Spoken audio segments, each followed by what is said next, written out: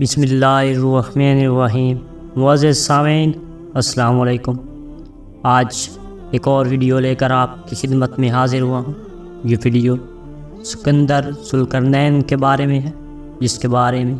حضور اکرم صلی اللہ علیہ وسلم نے لوگوں کو بتایا۔ سکندر ذوالقرنین کون تھے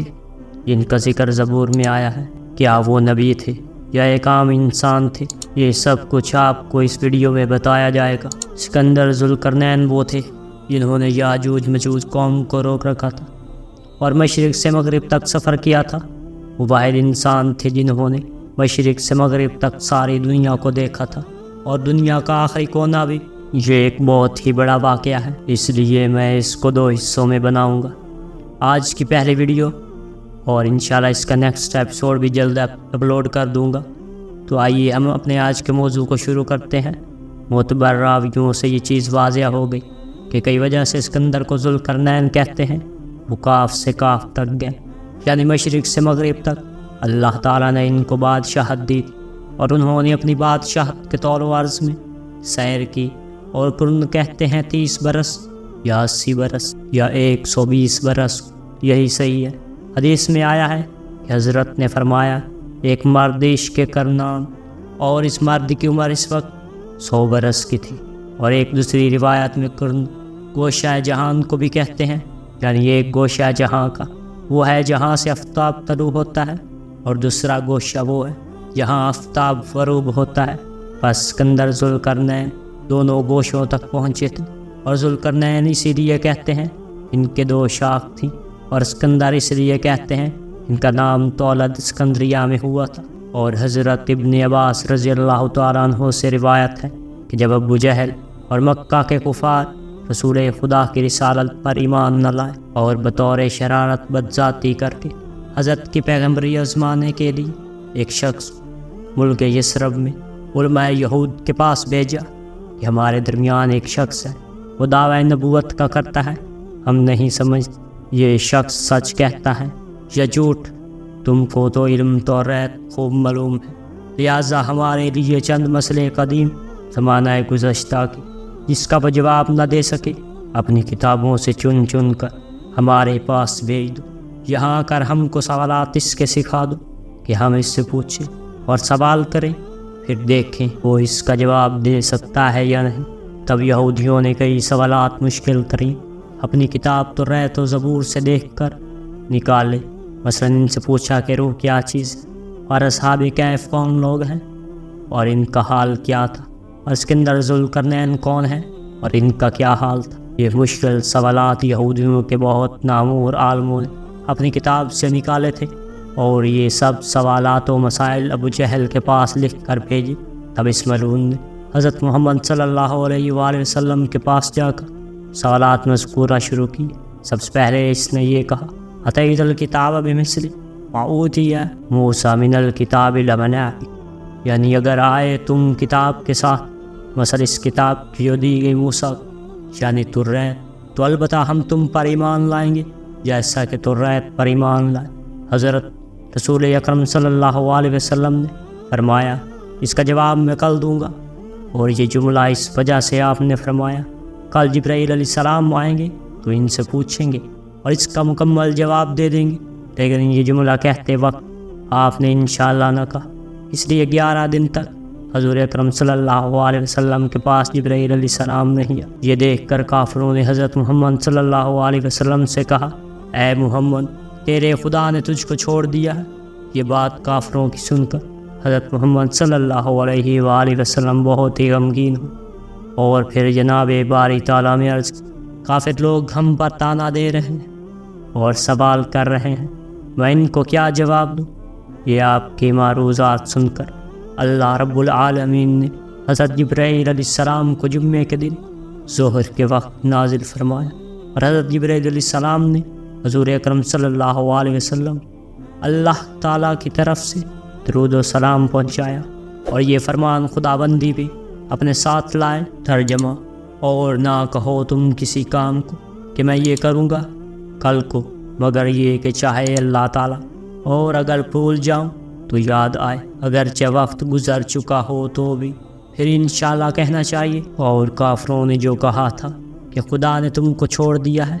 وہ تو یہ دشمنی سے کہتے ہیں، بلکہ وہ خود منفعل ہیں۔ اللہ تعالیٰ کا ارشاد ہے، قسم بیان فرما کر، والضحیٰ واللیل اذا سجا وودعاک ربک وما قلی، قسم ہے دھوپ چڑھتے وقت کی اور رات کی جب چھا جائے، نہ رخصت کیا تیرے رب نے تجھ کو اور نہ بیزار ہوا تجھ سے، یعنی حضور صلی اللہ علیہ وسلم کو کئی دن تک وہی نہ آئی، دل میں بڑا تفرق پیدا ہوا اور دل کے مقدر ہونے کی وجہ سے تہجد کو نہ اٹھے۔ یہ دیکھ کر کافروں نے شور کیا، محمد کو ان کے رب نے چھوڑ دیا ہے، اور وہ چند سوالوں کے جوابات نہ بتا سکے۔ بس یہ صورت نازل ہوئی، پہلی قسم بیان فرمائی دھوپ کی اور رات کی اندھیرے کی، یعنی ظاہر میں بھی اللہ تعالیٰ کی دو قدرتیں ہیں اور باطن میں بھی چاندنی ہے اور کبھی اندھیرا، اور وہ دونوں چیزیں اللہ تعالیٰ کی ہیں اور بندے سے اللہ تعالیٰ کسی وقت بھی دور نہیں، اور یہ فوائد کتب تفاسیر میں سے لکھے ہیں۔ اور اگر اے نبی سوال کریں تو اس سے، جیسا کہ ارشاد باری تعالیٰ ہے، اور اے نبی اگر تو اس سے پوچھیں روح کے بارے میں تو تم کہہ دو کہ وہ تو میرے رب کے حکم سے ہے اور میں نے تھوڑی سی خبر دی ہے، یعنی حضور اکرم صلی اللہ علیہ وسلم کے زمانے کو یہود نے آپ سے پوچھا، سو اللہ تعالیٰ نے بتایا کہ ان کو اچھی طرح سمجھا دو، ان کو اتنی سمجھ کا حوصلہ اور صلاحیت نہیں، اور اس سے قبل کسی پیغمبر کی امت نے ایسی باتیں نہ پوچھی تھی۔ خیر بس اتنا ہی ان لوگوں کا جاننا کافی ہے کہ اللہ تعالیٰ کے حکم سے ایک چیز بدن میں آ پڑی، بدن زندہ ہو گیا، اور جب وہ چیز اللہ تعالیٰ کے حکم سے بدن سے نکل گئی تو وہی بدن پھر مردہ ہو گئی۔ اور یہ بھی ایک تفسیر کا مضمون ہے۔ اور اے نبی صلی اللہ علیہ وسلم، اگر یہ کافر لوگ تو اس سے سوال کریں اسکندر ذوالقرنین کا، جیسا کہ اللہ تعالیٰ کا ارشاد ہے، اور اگر سوال کرتے ہیں تو اس سے ذوالقرنین کے بارے میں تو آپ کہہ دیجئے کہ ان قریب پڑھوں گا میں اوپر تمہارے۔ اس میں سے کچھ مذکور بے شک اللہ تعالیٰ نے اسے قوت عطا کی تھی زمین میں، اور اس میں دنیا کے ہر راستے پر چلنے کی صلاحیت دی تھی، یعنی سر انجام سفر کا کرنے لگا، یہاں تک کہ جب پہنچا سورج ڈوبنے کی جگہ تو اس نے سورج کو ڈوبتا ہوا پایا ایک دلدل کی ندی میں، اور اس نے اسی جگہ پر ایک قوم کو بھی پایا۔ اللہ تعالیٰ نے کہا، اے ذوالقرنین، یا یہ کہ عذاب کرے تو ان کو، یا یہ کہ پکڑے تو ان میں بلائی۔ یہ سن کر ذوالقرنین بولا، یہ شخص ظالم ہے، بس البتہ عذاب کریں گے، پھر پھیرا جائے گا اپنے پروردگار کی طرف، بس عذاب کرے گا اس کو عذاب بڑا۔ اور جو لوگ کے ایمان لائے اور اچھے عمل کیے، بس ان لوگوں کے واسطے بطریق جزا نیکی ہے، اور البتہ ہم کہیں گے اس کو اپنے سے کام آسان ہے، بس جو حاکم عادل۔ اس کا مطلب یہ ہے جو حاکم عادل ہوا اس کی یہی راہ ہے کہ بروں کو سزا دے ان کی برائی کی، اور بھلے لوگوں کو خدا کی طرف دعوت دیتا رہے۔ اس دعوت الحق کا یہ اثر ہوا کہ وہاں کے سب لوگ ان کے فرمانبردار ہو گئے، اور ان لوگوں کی نوازشیں بھی کی، اور جو لوگ ان کے باغی رہے تو ان لوگوں کو جہنم دکھائے۔ اور یہ بھی کہتے ہیں اسکندر ذوالقرنین کی نبوت اور بادشاہت میں بعض حضرات کو اختلاف ہے، اور بعضوں نے کہا کہ اول بادشاہ تھے پھر اس کے بعد وہ نبی ہوئے، اور بعضوں نے کہا کہ وہ اول نبی تھے پیچھے بادشاہ ہوئے، اور بعضوں نے اسی پر دلیل قائم کی ہے کہ اگر اسکندر ذوالقرنین نبی نہ ہوتے تو خدا تعالیٰ قل یا ذوالقرنین کر کے خطاب کیوں فرماتا، لیکن جواب اس کا یہ ہے کہ وہی الہامی تھی، جیسا کہ حضرت موسیٰ علیہ السلام کی ماں کو حق تعالیٰ نے فرمایا، اوحینا الی ام موسیٰ ان آدیہ، الہام فرمایا تھا وابستہ حضرت جبرائیل علیہ السلام کے، اور ان کو بادشاہی تھی مشرق سے مغرب تک، اور تمام راہ ملک کی سمجھائی تھی مشرق اور مغرب، اور مختلف جزائر اور دیگر شہروں میں جا کر خلق خدا کو خدا کی دعوت پہنچانا، یہاں تک کہ زمین مغرب میں جہاں آفتاب غروب ہوتا ہے جا پہنچے تو وہاں جا کر ایک شہر ایسا بھی پایا کہ اس کی 4 دیواری روئیں کی تھی، اور اس کے اندر کسی طرف سے جانے کے واسطے کوئی راہ نہ تھی۔ آپ کا تمام لشکر اس کے ارد گرد پڑا رہا اور آپس میں کہہ رہے تھے کہ آخر اس کے اندر کس طرح جائیں، بغیر تقریر کس حکمت عملی سے رسی اور کمن دیوار پر ڈال کر ایک آدمی کو اس دیوار سے پار کر دیا، اور وہ پھر کبھی نہ آیا۔ کچھ دیر کے بعد اس حکمت عملی سے دوسرے آدمی کو بھی دیوار پر چڑھایا اور اس سے کہا شاید اس طرح بیشت ہے یا اور کچھ ہوگا، لہٰذا آگے مت جانا اور پر ہم کو خبر دو تاکہ ہم کو معلوم ہو کہ اس کے پیچھے کیا ہے۔ لیکن باوجود اس تاکید کے وہ بھی پھر واپس نہ آیا۔ یہ کیفیت حال دیکھ کر اسکندر ذوالقرنین نے سمجھا کہ جس کو بھی بھیجوں گا وہ واپس نہیں آئے گا۔ بس ملک کی حد بنا کر واپس مشرق کی طرف چل دی۔ چلتے چلتے ایک جزیرے میں جا پہنچے۔ وہاں بھی ایک شہر آباد دیکھا، لیکن بغیر کشتی کے وہاں جانا بالکل محال تھا، اور اس جگہ پر دنا عقل مند اور حکیم تھے۔ جب ان لوگوں کو جو اس شہر میں آباد تھے اسکندر ذوالقرنین کے آنے کی خبر پہنچی تو انہوں نے تمام کشتیاں جزیرے سے چھپا دی۔ غرض اسکندر ذوالقرنین وہاں اپنے لشکر کے برلب دریائے چند روز تک ٹھہرے اور یہ سوچتے رہے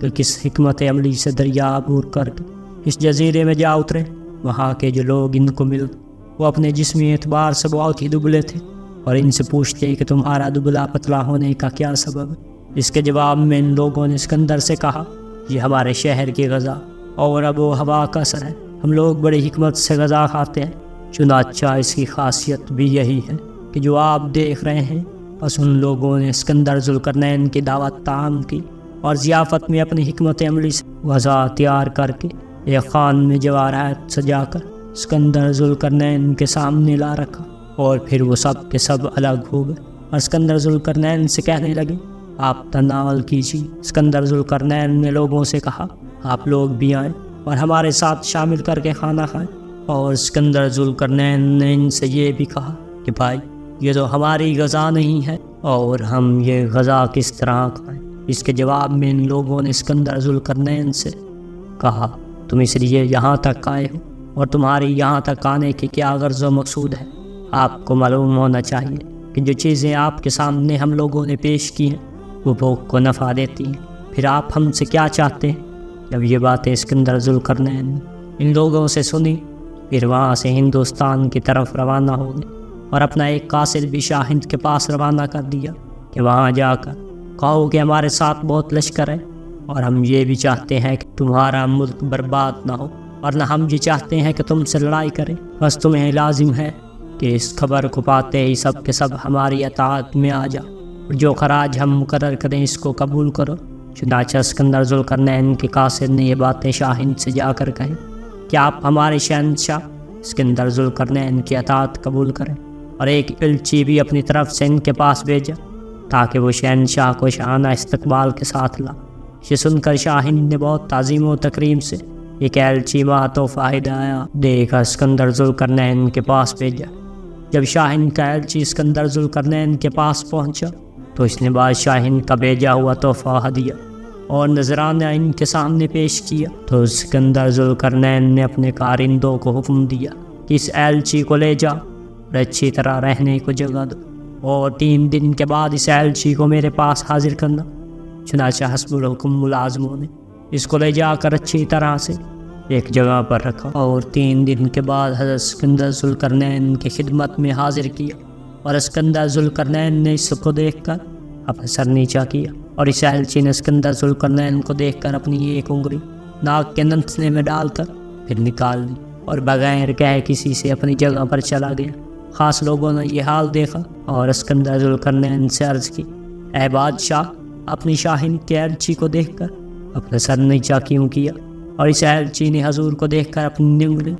ناک کے سوراخ میں ڈال کر پھر نکال لی، اور بغیر کہے سنے یوں ہی اپنی جگہ پر چلا گیا۔ اس میں کیا راز ہے؟ اسکندر نے فرمایا، میں نے اس کو دراز قد دیکھ کر اپنا سر نیچا کیا، اور یہ بات سب کو اچھی طرح معلوم ہے کہ لمبے قد کا آدمی احمق اور بے وقوف ہوتا ہے، اور یہ مثل مشہور ہے،